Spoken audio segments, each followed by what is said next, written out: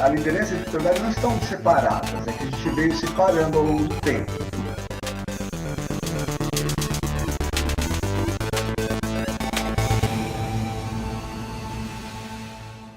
Olá, sejam muito bem-vindos a mais um Diálogos Fantásticos. E o papo de hoje é sobre liderança e espiritualidade, humanizando as relações profissionais. O nosso convidado é o Adilson Souza, que é palestrante e consultor, graduado em Ciências Econômicas, com pós-graduação em Educação, Administração de Empresas e Administração de RH, doutor em Filosofia, PhD em Business Administration. Muito boa noite, Adilson.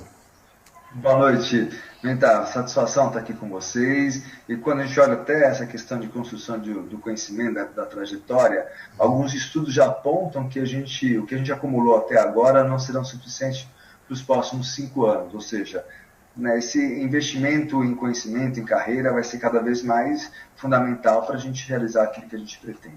Com certeza, eu acho que a gente é colega na SPM, né, professores, e o motivo do nosso papo hoje é o lançamento desse livro, né, Liderança e Espiritualidade, Humanizando as Relações Profissionais, e eu concordo com você que às vezes esse currículo todo pode ser imenso, porque a gente faz um monte de cursos e tudo, e ele muitas vezes não é suficiente, mas quem está em sala de aula é uma pessoa que se desafia a sempre estar atualizado, né, Adilson?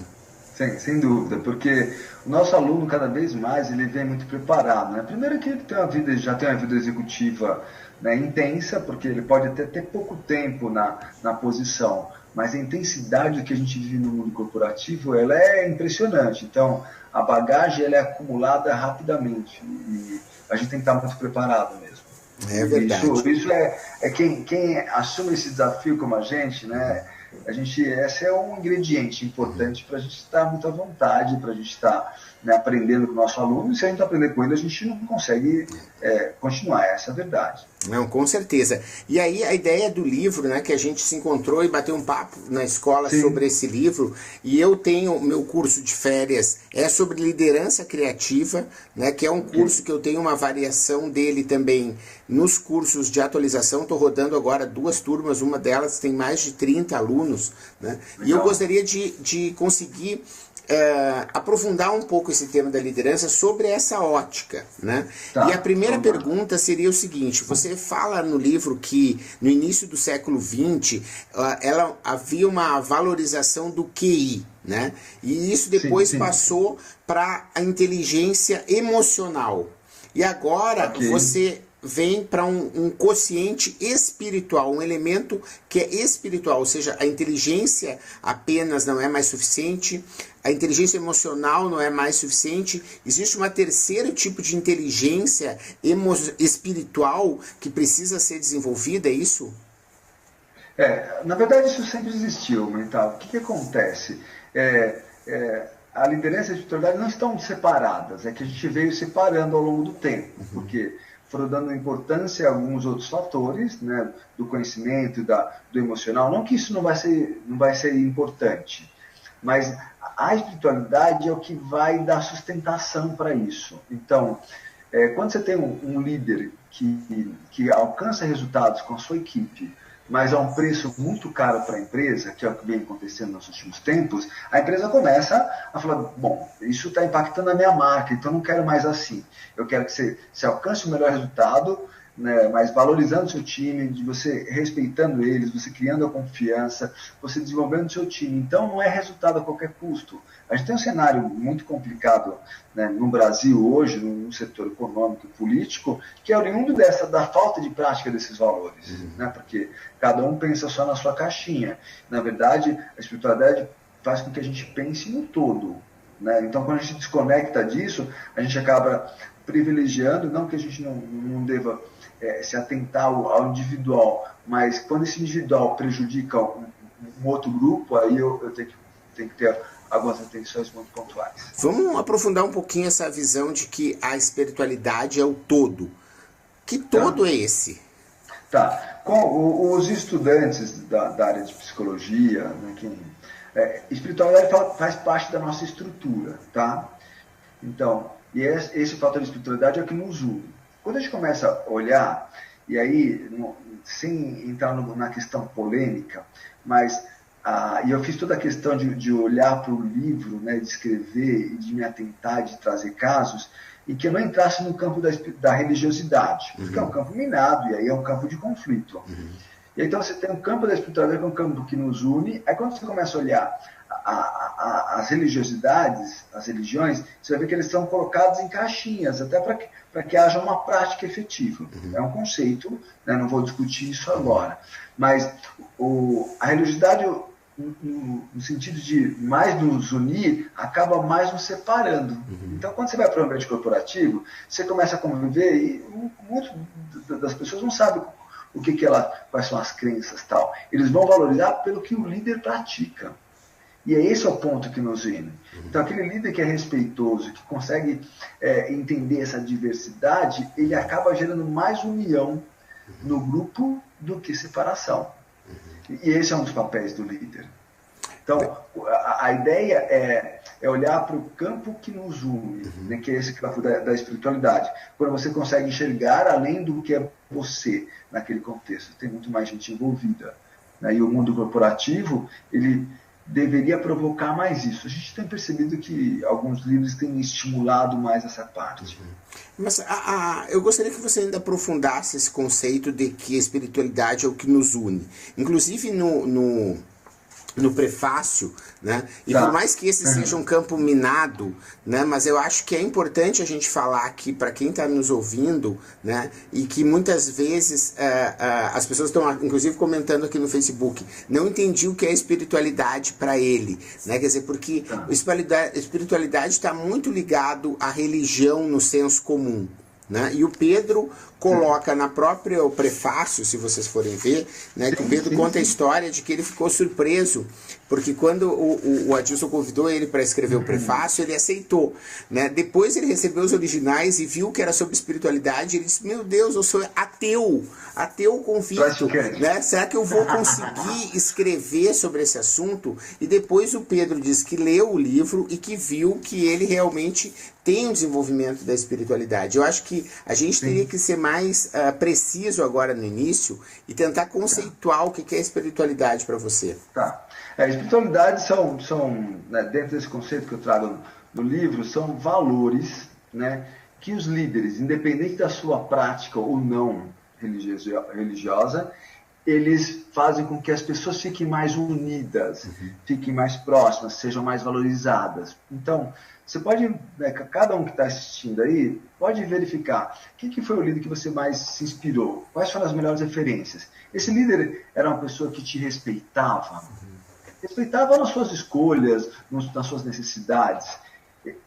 Quando esse líder pratica esse valor de respeito, é um valor do nosso cotidiano, mas que não é muito fácil para boa parte, ele está se conectando a esse campo mais amplo.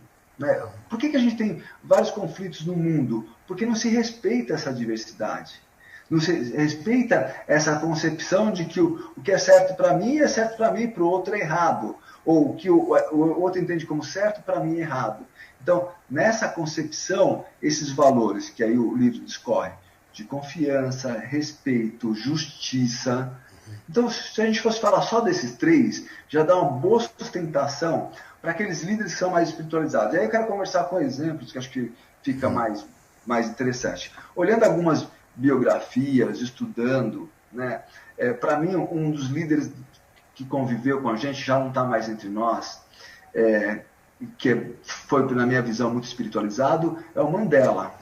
Eu não sei qual era a religião do Mandela. Né? Provavelmente quem vai estudar cada vez mais a fundo vai saber. Mas você percebia que a prática dele, no dia a dia, ela permitia essa união, essa coesão, fazer com que as pessoas participassem, fazer com que cada um deles tivesse, né, um campo de proximidade. Porque o que é diferente, muitas vezes, acaba, né, afastando boa parte das pessoas. Então, o Mandela, você pega alguns líderes que eles conseguem ser, mesmo tendo as suas linhas, religiosas, eles conseguem ser respeitados pelos seus pares, que são outros líderes religiosos, você vai ter um aspecto da prática desse valor de respeito. Vou dar um exemplo do que é muito do nosso tempo aqui, e como o Brasil é um país, na sua maioria, cristão, o Papa Francisco é um líder muito respeitado no mundo, independente das linhas, né, de apoio ou não. Né? Mas o que eu quero colocar é que a ação é a coisa que mais grita. Por exemplo, se você pegar até na história de alguns deles, e até já que eu falei do Papa Francisco, ele se abdicou do luxo que ele tinha no Vaticano para fazer algumas coisas que estavam muito fora do padrão, mas que ele, como líder religioso, deveria praticar.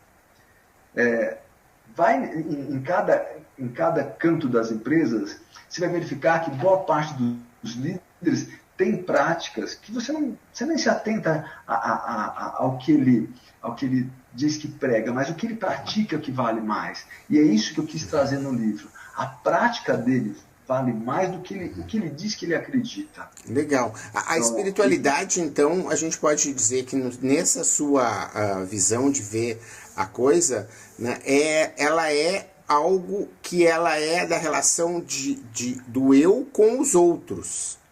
Sim, e ela não é a espiritualidade, porque normalmente a visão de espiritualidade, ela está mais ligado ao eu comigo mesmo, né? Quer dizer, aos meus valores. Inclusive o Pedro no prefácio fala bastante sobre essa questão dos valores que ele prega, né? Se ele está tranquilo com os valores que ele prega, né? Se vai dormir à noite sabendo que passou o dia sem ter aberto mão de nenhum valor fundamental, né, para alcançar os objetivos. Quer dizer, a espiritualidade é algo individual, mas o jeito que você fala, às vezes, eu entendo a espiritualidade como algo social, né, que ela existe na relação com os outros.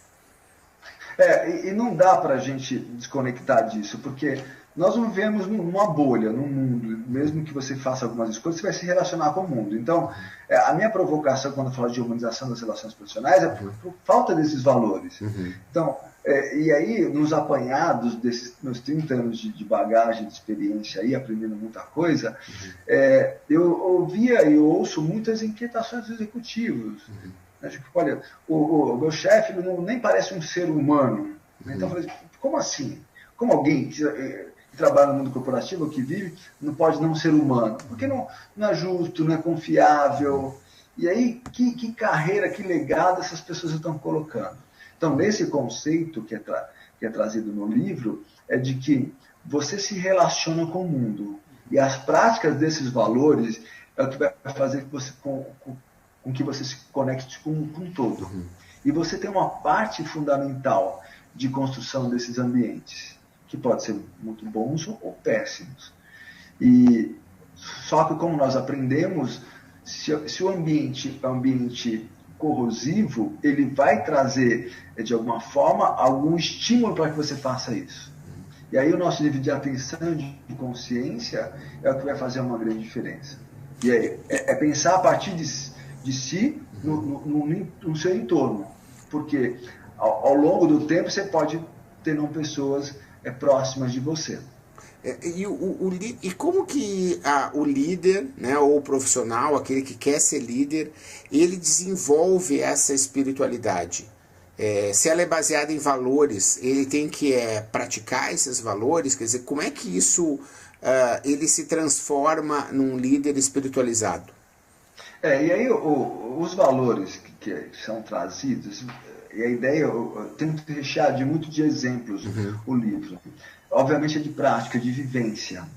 Então, essas vivências que vão tornar... Obviamente tem gente que vai precisar do alimento, né, religioso, ok, para ter a prática desses valores, e tem gente, como até o Pedro colocou, que não precisa dessa prática, mas ele faz essa reflexão diária, né, para poder colocar a cabeça no travesseiro e falar assim, o que eu fiz hoje com as pessoas que eu estou envolvidas?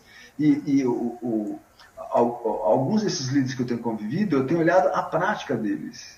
A prática, no sentido de que você respeita de fato o seu colaborador, você respeita, né, a recepcionista que está lá, que você muitas vezes ela dado pouca importância para ela, você reconhece ela como alguém contribuindo para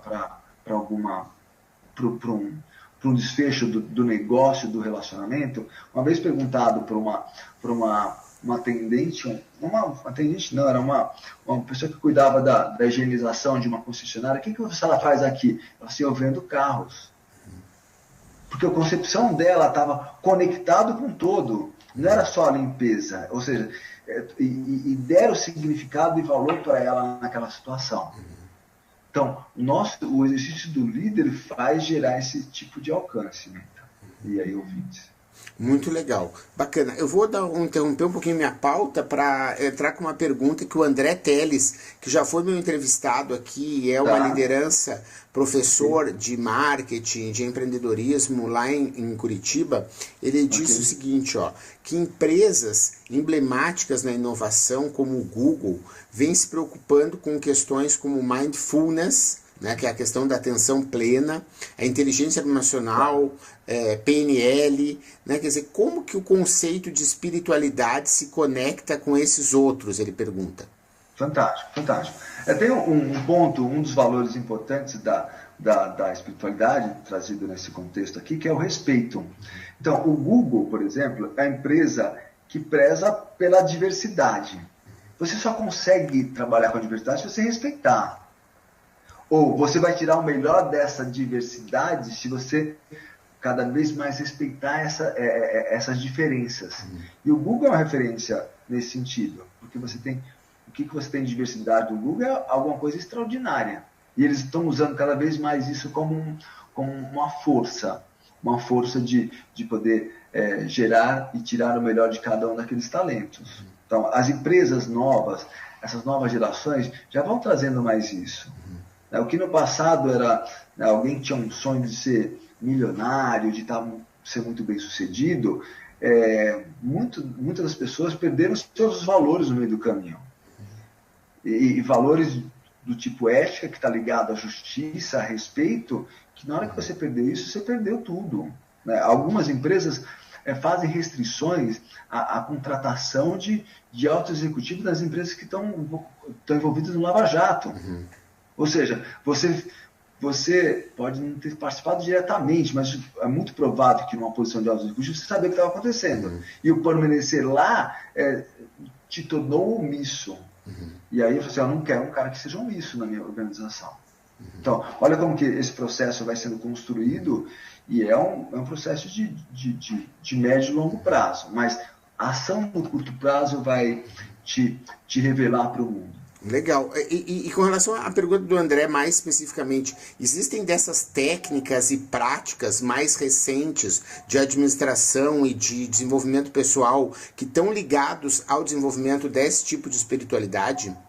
Olha, eu tenho percebido pouco movimento nesse sentido nas empresas, porque quando você fala de espiritualidade, cria uma luz vermelha, né? Parece que as pessoas já têm uma restrição. É um tema sensível, obviamente, mas acho que eu encontrei um caminho para que a gente pudesse começar a falar. Então, o livro foi lançado há alguns dias, mas eu percebo que eu começo a ter algumas procuras de empresas que pareciam muito quadradinhas. Né? Vamos falar disso, estão dispostos a falar disso. Porque na hora que eu começo a respeitar, interagir com o outro como um ser humano, com as necessidades, com seus valores, a gente pode estar junto. Se a gente não consegue entender isso, né, provavelmente a gente vai estar tendo pseudo-relações, que é muito comum no ambiente corporativo. Legal.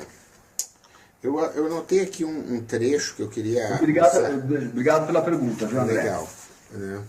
Boa noite. Boa noite, Robson. O Robson está chegando, quem está nos ouvindo ao vivo, perguntando qual o tema, né? É liderança e espiritualidade, humanizando as relações profissionais. Nós estamos aqui com o professor escritor Adilson Souza. Um dos trechos do livro, né, fala justamente sobre o Mandela e fala sobre a necessidade, muitas vezes, da pessoa desaprender algumas coisas ou abrir mão de alguns conceitos. Né? Então, você conta a história de que ele, ao ser libertado da prisão, ele afirmou que quando eu vou em direção ao portão que me levaria à liberdade, sabia que se não deixasse minha amargura e meu ódio para trás, ainda estaria na prisão. E aqui ele deixa claro que as prisões mentais são tão limitantes quanto a prisão física. Estar consciente disso já faz com que ele dê um passo adiante. Eu gostaria que você comentasse um pouco mais qual é a forma da gente conseguir se libertar dessas prisões mentais. Aí tem como que até essa fala do Mandela ela é extraordinária, né? Porque ela está ligando várias áreas importantes de relacionamento e desenvolvimento, que é a psicologia positiva, a programação neurolinguística, a neurociência. Então, o que acontece? Quanto mais você ensina a sua mente a olhar para o futuro, né, mais você vai ter um cenário, né, de construção com base naquilo que você está buscando. Quanto mais você olha para o passado, mais você fica preso no passado. Então, boa parte, isso são os nossos modelos mentais como estão sendo construídos. E ele teve uma sabedoria, obviamente, né, de olhar para frente e falar assim, eu vivi tudo isso aqui, ok, isso me serviu para muita coisa, e agora é a hora de eu poder realizar. E o que foi interessante na história do Mandela como uma prática desses valores que a gente traz no livro, quero pensar o seguinte, quem que vai me alcançar nessa visão de mundo? Muita gente não conseguia acompanhar o Mandela, inclusive os familiares dele. Por quê?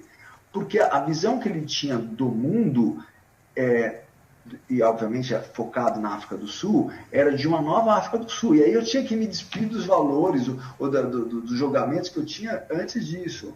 E a gente, normalmente o ser humano tem a questão do revide, agora é a hora de fazer. Então, até na inteligência emocional, isso não é a coisa mais inteligente. No campo espiritual, fala assim, poxa, qualquer ação que eu vou fazer aqui vai me unir ou vai me separar mais? E eu gosto de uma fala do Mandela, que ele tinha que tomar ele entrou com uma interação no sentido de inibir uma decisão que um grupo estava tomando e que afetava o governo dele. Aí a assessora dele faz a seguinte pergunta, mas Mandela, isso é um cálculo, depois de várias questões, isso é um cálculo político? Ele fala assim, não, isso é um cálculo humano. E o que está por trás disso? Justamente essa questão que está ligada à questão como fala? Da segmentação de valores. Eu acabei desconcentrando, me perdoe. Não tem problema. Você está falando das relações claramente humanas, né? Então, porque está desconectado com a questão das necessidades. Né? Então, como que eu estou ligado às necessidades? Como que eu enxergo a necessidade? Como que eu trabalho esse aspecto? Então, quando ele fala que é um cálculo humano, assim, olha, qual que é a necessidade? Se eu tomar essa decisão, que no caso lá era tirar as cores do time, lá, o Springboks, se eu tirar isso, eu vou aumentar minha zona de conflito. Se eu vou aumentar minha zona de conflito, eu vou separar, não unir. Então, e aí é o próprio respeito àquilo que para o outro é importante, até para a gente interagir.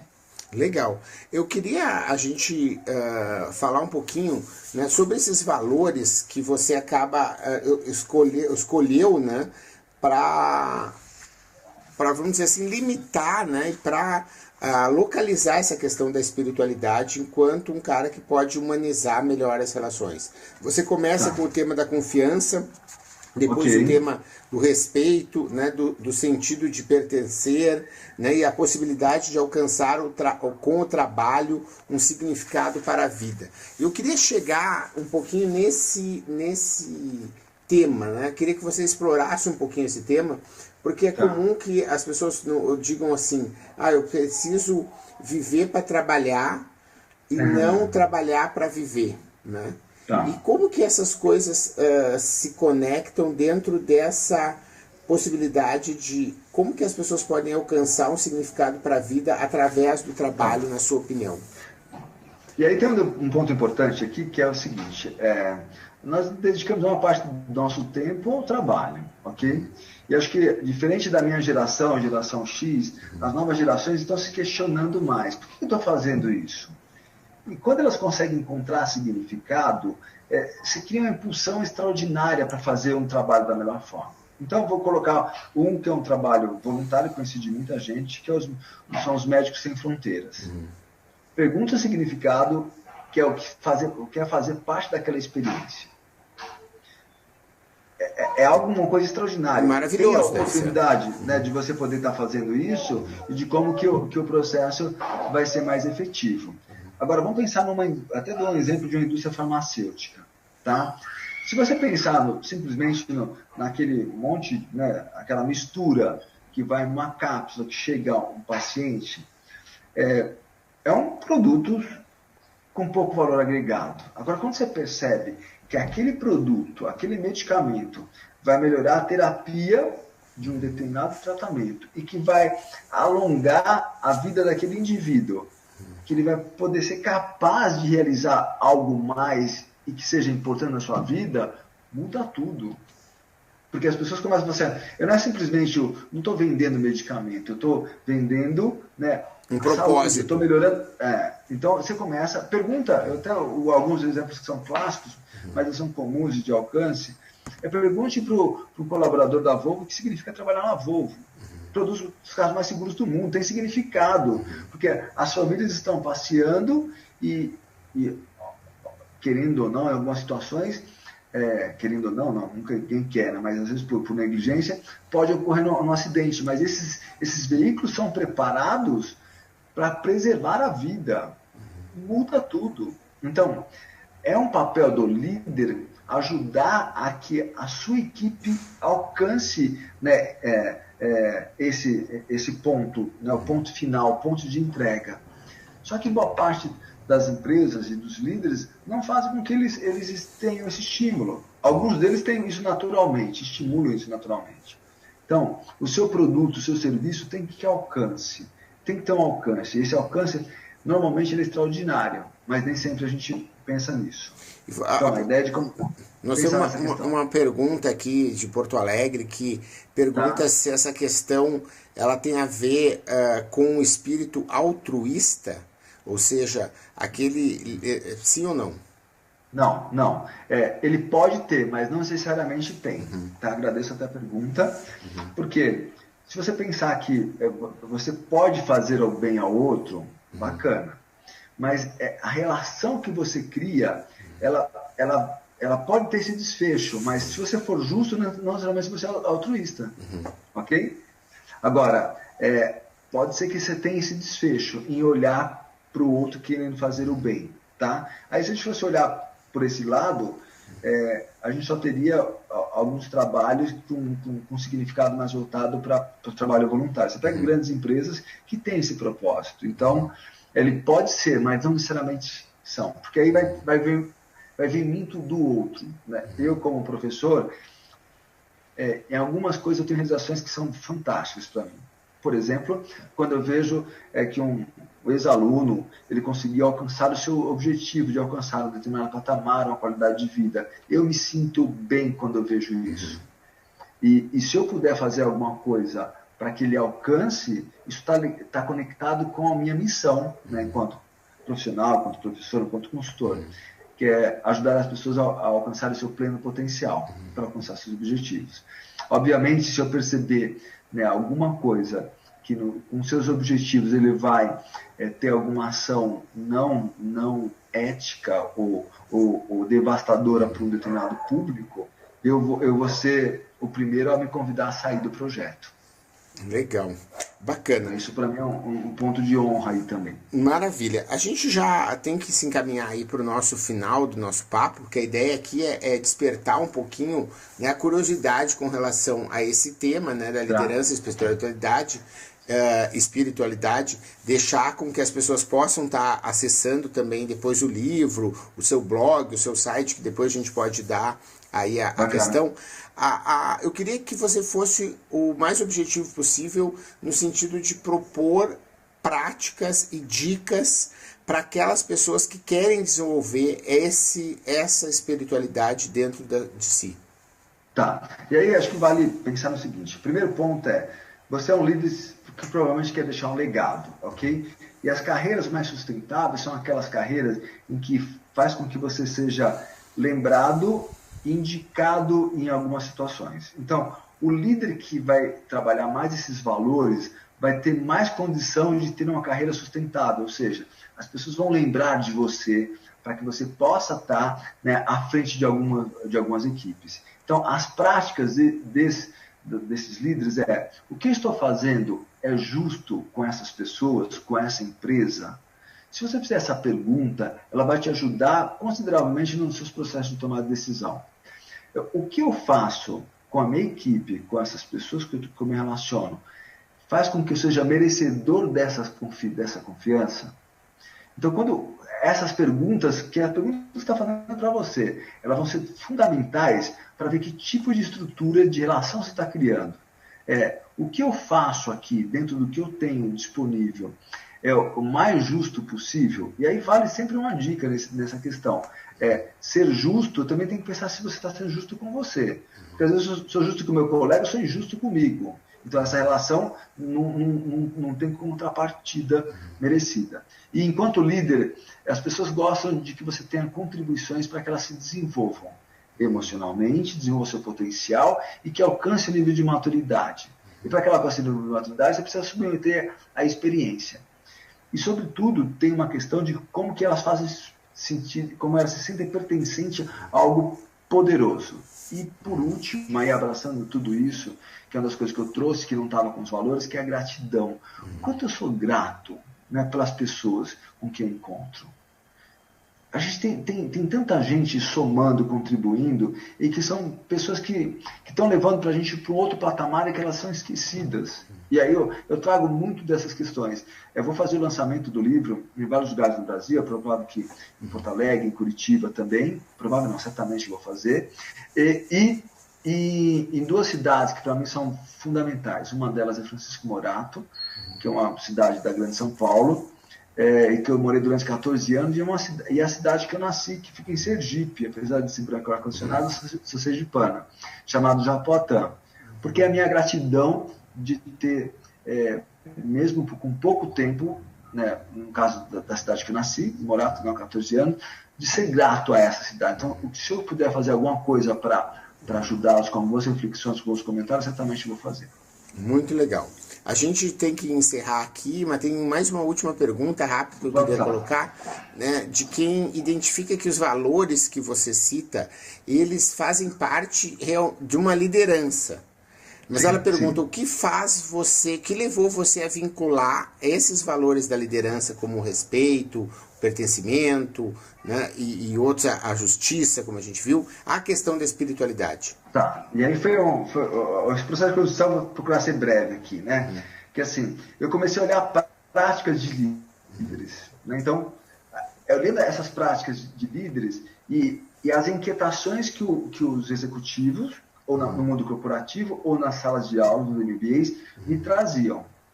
E aí eu comecei alguns apanhados e identifiquei, né, estudos que começavam a retratar essa questão da retenção de talentos e de valores que se conectavam à espiritualidade.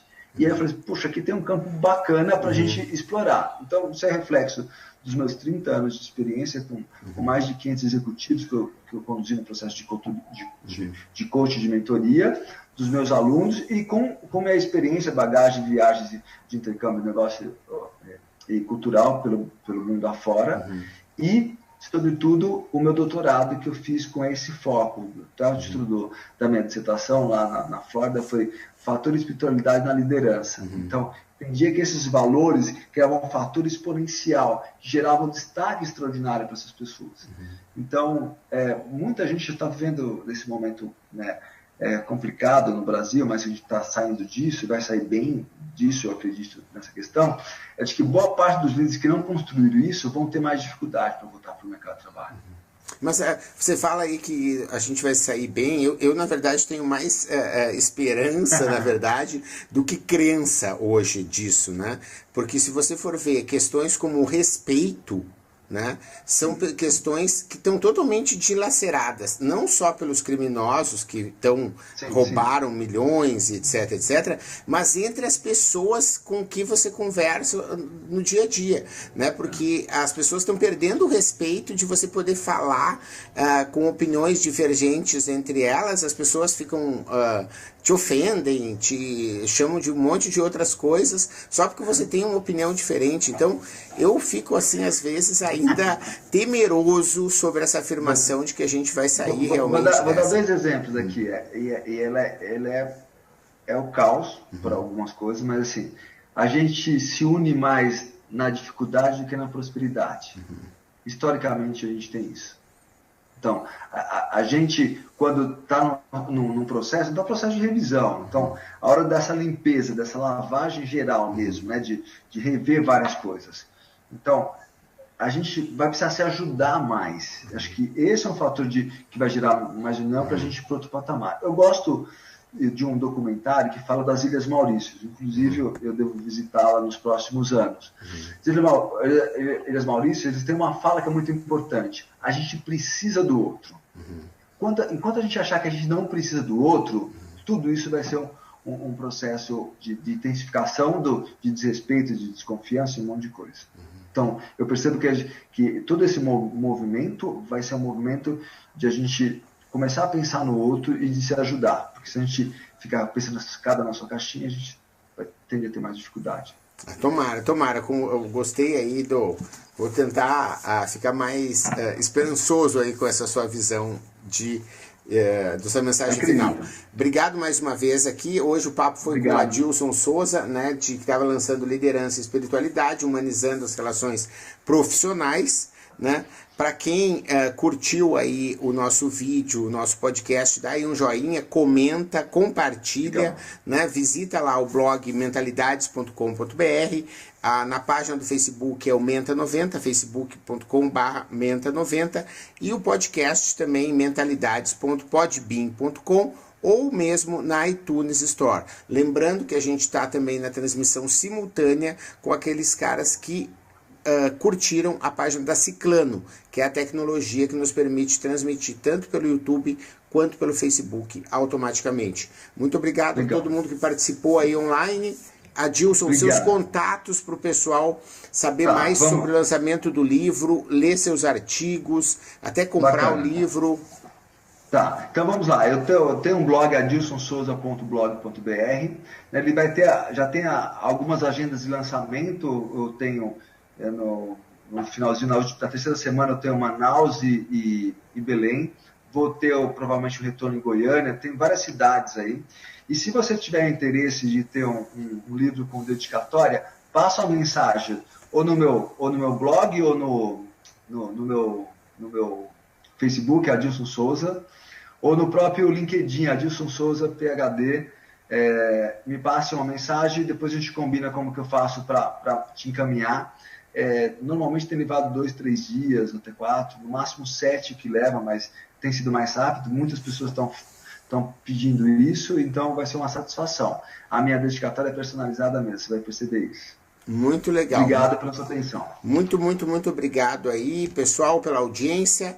Uma boa semana e até a próxima. Na semana que vem nós estamos com o Alan Costa. O Alan Costa foi diretor superintendente do Sebrae Paraná, né? Foi quando eu conheci ele, e depois ele se desligou e hoje é um mentor de startups, é um executivo, e ele fez um livro chamado 60 Dias em Harvard, que ele fez um projeto de desenvolvimento pessoal e de gestão muito forte, e ele fez um trabalho de descrever minuciosamente tudo que ele se passou nesses 60 dias e as principais lições que ele aprendeu. E a gente vai ver um condensado disso na nossa próxima edição. Espero vocês. Obrigado, pessoal. Boa semana. Obrigado mais uma vez a Adilson e a todo mundo que nos acompanhou. Valeu. Valeu. Obrigado. Bom para você. Valeu.